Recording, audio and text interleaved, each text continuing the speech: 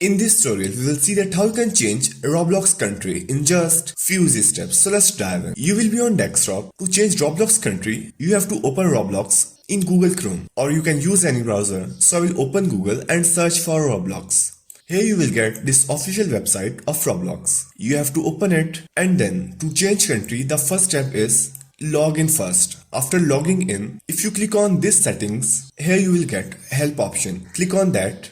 From here, if you scroll down, you will see here contact us. Click on that, and in contact us, if you scroll down, you will see here technical issues questions. You have to open here general website issues. Open it, and then you have to scroll down. Here you will see need more help, contact support here. Click on that, and then it will show you this form. Here firstly you have to write your username here, and then you have to write your first name, which is optional. If you scroll down, you will see here issue details. This is important.